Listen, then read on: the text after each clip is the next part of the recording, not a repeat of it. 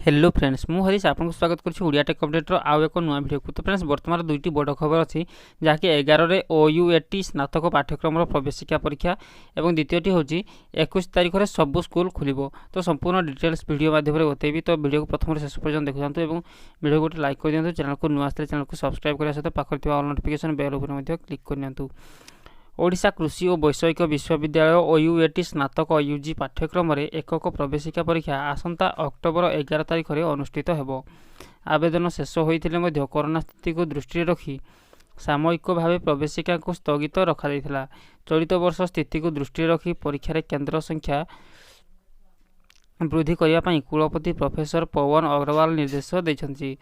कुलपति अध्यक्षतार परीक्षा को सुपरिचालना नियमित वरिष्ठ पदाधिकारी नहीं बैठक करा 2020-21 शिक्षा वर्ष में कृषि वन मत्स्य कृषि यांत्रिक पशु संपद और गोष्ठी विज्ञान भली विभिन्न स्नातक पाठ्यक्रम 9टी महाविद्यालय नाम लेखाइबा मोट 33,035 छात्र छात्री आवेदन कर।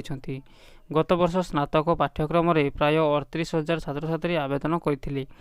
चलित वर्ष कोरोना जगु विद्यार्थी आवेदन कमी। चलित वर्ष भुवनेश्वर में सर्वाधिक 15 परीक्षा केन्द्र करने को योजना थिबा बेले कटक और बालेश्वर में 7 परीक्षा केन्द्र करा। राज्य में प्राय 24टी सहर में प्राय 90टी परीक्षा केन्द्र करने विश्वविद्यालय पक्षर योजना रही।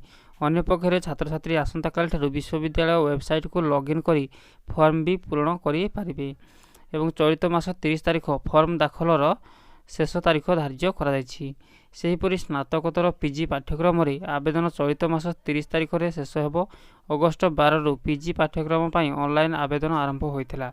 पूजा छुट्टी पर PG प्रवेशिका परीक्षा विश्वविद्यालय पक्षर करने को योजना रही।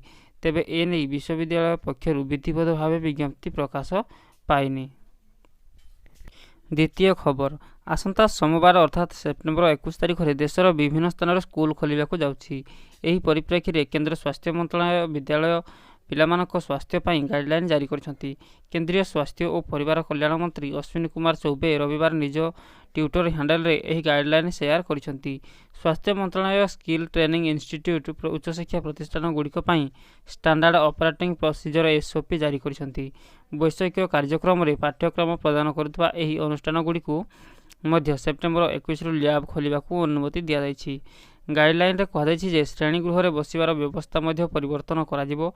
एठारे छात्र छात्री माने परस्पर ठारू 6 फुट दूर रे बसिबे, तेणु चेयर टेबुल दूरता 6 फुट हेबा उचित। श्रेणी रो अन्य गुरुत्वपूर्ण कार्यकलाप समय रे सामाजिक दूरता को ध्यान रे रखिबा को हेबो। शिक्षक मानकु एही कथा को ध्यान रे रखिबा को हेबो कि पाठ पढ़ा समय रे छात्र छात्री एवं शिक्षक माने मास्क पिंधिबा को पड़िबो।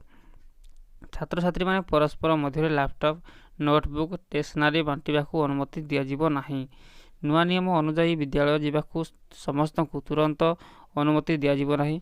वर्तमान 9 श्रेणी रु 12 श्रेणी छात्र छात्री मानक विद्यालय जावाई अनुमति मिलिबो। तेबे सेमानक पाखरे ऑफलाइन क्लास रे पढ़िबार विकल्प अछि। विद्यालय गुड़िक केवल से छात्र मानक पई खोलिबो जो मानकर ऑनलाइन शिक्षा पहुँची पारे नाही किंबा अन्य समस्यार सम्मुखीन होउछंती। सो फ्रेंड्स ये था संपूर्ण अपडेट। तो यदि वीडियो भल लगे प्लीज लाइक कर दिखाँ। चैनल को नुआ आसले चैनल को सब्सक्राइब करने सहित पाखर ऑल नोटिफिकेशन बेल क्लिक कर। Thank you so much friends. जय हिंद।